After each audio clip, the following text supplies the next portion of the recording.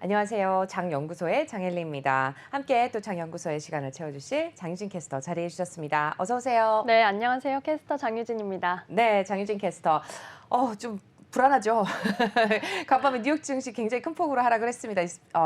especially라고 할 뻔했네요. 네, 특히 네, 나스닥 지수가 굉장히 많이 하락을 했는데 이럴 때 좀 국내 증시가 좀 잘 가주면 좋겠다라는 바람을 가져보지만 지금 어떤 쪽에 관심을 가져야 될지 저희 장연구소에서 좀 낱낱이 짚어드리도록 하겠습니다. 오늘 날이 날이니만큼 좀 자세히 보셔야 될 것 같은데요. 우선 뉴욕 증시 섹터별로 좀 분석을 해볼까요? 네, 현재 맵을 통해서 섹터별 추이를 살펴보겠습니다. 네, 현재 지금 섹터별 흐름을 살펴보시면요. 지금 아무래도 빅테크에 빨간불이 많이 들어와 있는 점을 확인하실 수가 있는데요. 아무래도 기술주는 간밤에 조금 약한 흐름을 가져갔습니다. 주요 은행주는 지금 소폭의 오름세만을 가져가면서 마감했는데요. 바 차트를 통해서 살펴보겠습니다. 네, 현재 살펴보시면 역시 에너지와 테크가 지금 굉장히 약세를 가져갔다는 점을 확인하실 수가 있습니다. 평균 2% 넘는 내림세를 기록했는데요. 여기에 지금 위에 있는 모습들을 보시면 유틸리티와 필수 소비재, 현재 지금 필수 소비재는 결국 보합권에서 마감하는 흐름을 보였습니다. 여기에 유틸리티만이 소폭의 오름세를 가져가는 흐름을 보였습니다. 그래서 11개 섹터 중에서는 전반적으로 지금 하락 마감한 섹터들이 더 많이 보이는 모습입니다. 네, 지금 뭐 살펴보시면은 존슨앤존슨과 화이자를 포함한 헬스케어 관련주들만 조금 좋은 흐름을 가져갔고요. 맵으로 다시 돌아가서 확인을 좀 해보도록 하죠. 네, 지금 보시는 것처럼 전반적으로 더 붉은색입니다. 유일하게 테슬라와 그 몇몇 이제 화이자를 포함한 종목들이 좀 파란불이 들어와 있는 상황이고요.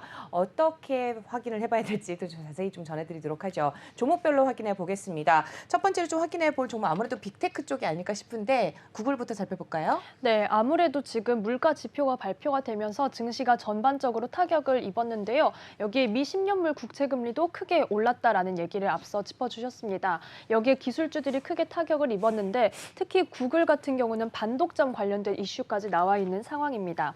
EU에서 이전에 했던 반독점 판결 그리고 약 28억 달러의 벌금을 그대로 유지한다라고 이 판결을 재차 확인하는 그런 입장을 내놨습니다. 이전에 나왔던 판결인데 여기에 대해서 구글이 한 차례 항의를 제기했던 적이 있습니다. 하지만 이런 구글의 어떤 항의에 대해서 모두 기각한다라고 최종적인 결정을 내렸습니다.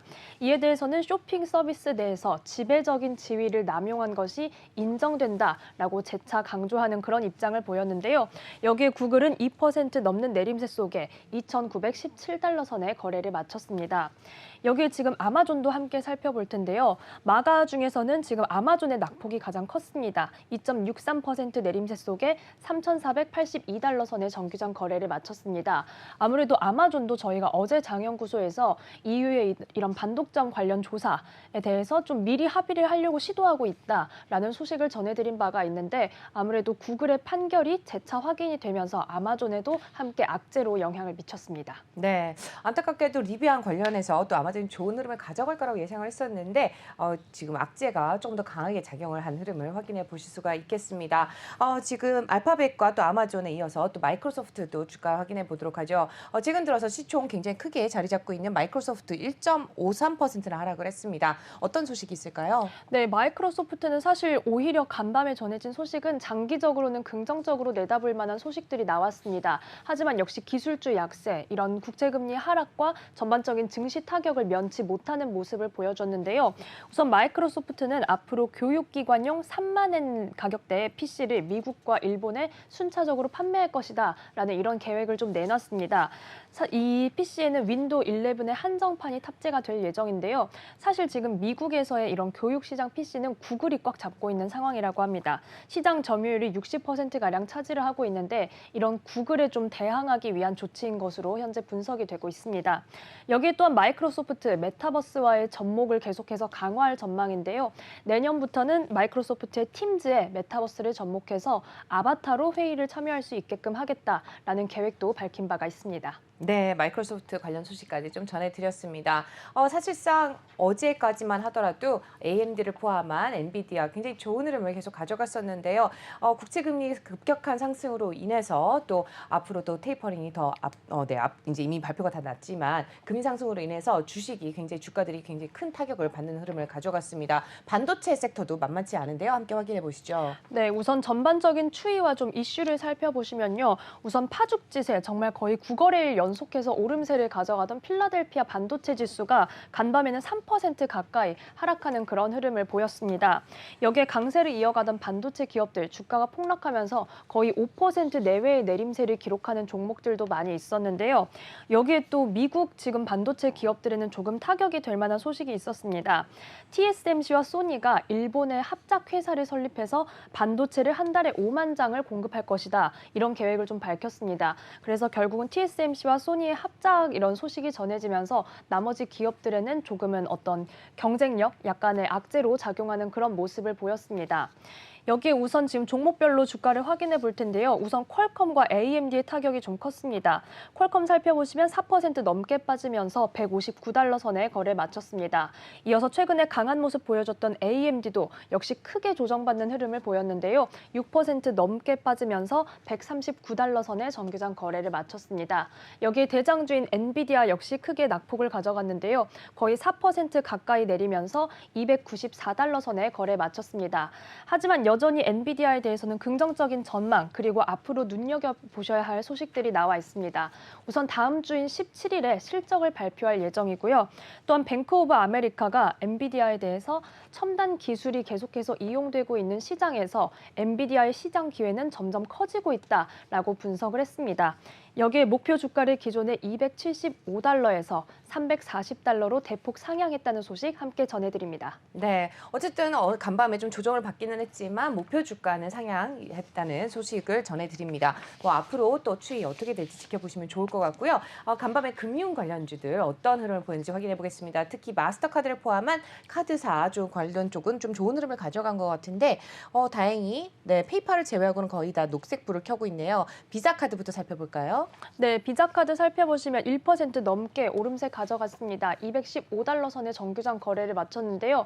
비자랑 카드사들이 최근에 어떤 기업 인수나 신시장 개척 관련해서 좀 등락이 오가는 모습을 보였는데 간밤에는 초록불을 켜냈습니다. 이어서 마스터카드 확인해 보겠습니다. 좀 더 선명한 초록불을 켜내고 있습니다. 장기적으로는 매출이 성장할 것이라는 전망을 발표하면서 아무래도 주가가 좀 탄력을 가져갔는데요. 여기 2022년에는 조정 주당 순이익이 25% 증가할 것으로 예상한다라고 발표를 했습니다. 또한 지금 아시아 태평양 지역에서는 가상자산으로 결제할 수 있는 신용카드와 직불카드를 앞으로 출시할 것이다라는 계획을 밝히면서 투자자들이 환호하는 모습이었습니다. 3.86% 오르며 357달러 선에 정규장 거래를 마쳤습니다. 네, 이렇게 해서 마스터카드까지 확인을 좀 해보셨습니다. 바로 이어서 우리 간밤에 국제유가 큰 폭으로 하락했다는 소식 전해드렸는데 아무래도 에너지주도 타격을 받은 모습이었습니다. 에너지 관련주들 함께 확인해 보시죠. 네, 현재 지금 엑슨모빌과 쉐브론을 비롯해서 전반적으로 빨간불을 밝히고 있는 그런 모습입니다. 네. 엑슨모빌 먼저 확인해 보시면요. 3%대 내림세 속에 64달러 선의 정규장 거래를 마쳤습니다. 이어서 쉐브론 살펴보시면 1% 넘게 빠지는 흐름 보여줬는데요. 그런데 좀 특이한 것은 쉐브론이 장중에 52주 신고가를 경신하기도 했습니다. 최근에 지금 쉐브론이 신고가를 경신하는 흐름이 잦아지고 있습니다. 그래서 이런 쉐브론의 추이도 앞으로 계속해서 확인해 보시기 바랍니다. 이어서 나머지 종목들 살펴보면 낙폭이 조금 더 컸는데요. 코노코필립스도 3% 넘게 빠지는 흐름을 보여줬습니다. 여기에 이오지 리소시스 역시 3% 가까이 내림세 가져가면서 94달러 선에 정규장 거래를 마쳤습니다. 네, 바이든 대통령의 에너지 또 억제 소식이 또 전해지면서 가격 억제 소식이 전해지면서 지금 유가를 포함한 전반적인 에너지 관련주 그리고 천연가스 가격이 전부 다 타격을 좀 받은 흐름을 보여줬습니다. 바로 마지막으로 어제 바로 상장한 종목이죠. 리비안을 살펴보지 않을 수가 없겠는데요. 리비안은 어떤 흐름 가져갔을까요? 네, 리비안은 거래 첫날 마치 기다렸다는 듯이 폭등세를 가져갔습니다. 그렇죠. 정규장 거래는 거의 30% 가까운 29%대의 오름세 속에 100달러 선의 거래를 마쳤는데요. 시간 외 거래에서 좀 더 상승세를 더하고 있는 모습입니다.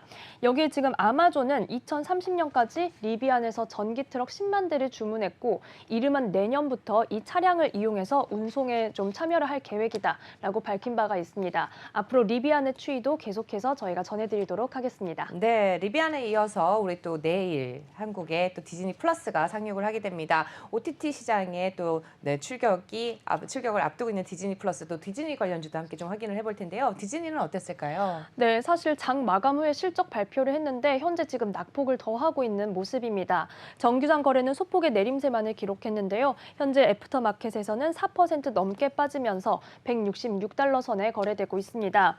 지금 매출은 전년 대비 증가를 했지만 이 증가세가 월가의 예상치를 하회한 것으로 분석되고 있습니다. 또한 디즈니는 주당 순이익이 37센트다라고 발표를 했는데 월가에서는 51센트로 예상을 했던 바가 있습니다. 여기에 좀 예상치를 하회하면서 투자자들이 많이 아쉬워하는 그런 분위기가 나타났습니다. 네, 지금 애프터마켓 가격까지 확인을 좀 해보셨습니다. 그 밖에도 특징주들이 많이 있는데요. 우리가 좀 살펴볼 종목 2개만 더 꼽아볼까요? 네, 도어대시를 살펴보시죠. 도어대시 지금 애프터마켓에서는 조금 빠지고 있지만 정규장 거래에서 11%대 탄력받는 흐름을 보여줬습니다. 핀란드의 음식 배달 업체이자 지금까지는 라이벌로도 볼 수 있었던 월트라는 기업을 인수한다라고 밝혔는데요. 이에 대해서 증권가에서는 식품 배달 사업의 구조적인 성장 모멘텀에 다다랐다라고 이렇게 분석을 하고 있습니다. 여기에 지금 목표가가 줄 상향되는 그런 흐름을 보였는데요. 먼저 RBC 캐피탈에서는 기존의 목표 주가 210달러에서 260달러로 상향을 했습니다. 또한 에버코어 역시 기존의 목표 주가가 180달러였는데요. 이번에 256달러로 상향 조정했습니다. 네, 아직까지는 한 15%가량의 또 성장 가능성이 좀 보여지는 주가를 확인해 보셨고요. 또 마지막으로 EV고 소식이 있죠? 네, 아무래도 어제 짚어주신 전기차 충전소 네. 관련주들 오늘 전반적인 추이를 짚어봤는데요. 지금 3개의 종목을 준비했는데 조금 등락이 엇갈리는 모습이었습니다. 먼저 EV고는 아무래도 조금 더 확실한 소식이 있기 때문에 제너럴 모터스와 협업한다는 소식에 강세를 지속하는 흐름을 보여줬습니다. 정규장 거래에서 4%대 오름세 그리고 애프터마켓에서는 3%대의 상승세를 더하는 모습을 보여주고 있습니다.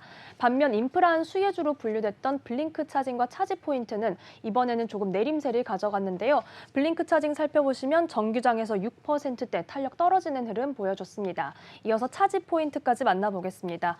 역시 정규장 거래에서 5%대 약세를 가져갔습니다. 어떤 흐름상의 수혜주와 확실한 이슈가 있는 종목들의 등락이 엇갈리는 모습이 보였습니다. 안녕하세요. 내외경제TV의 장유진입니다. 저희 내외경제TV의 다양한 영상과 콘텐츠 잘 보고 계신가요? 더 많은 영상과 콘텐츠를 원하신다면 지금 왼쪽의 버튼으로 저희 채널을 구독해주세요. 저희 다시 보기 채널도 따로 있으니까요. 많은 관심 부탁드립니다.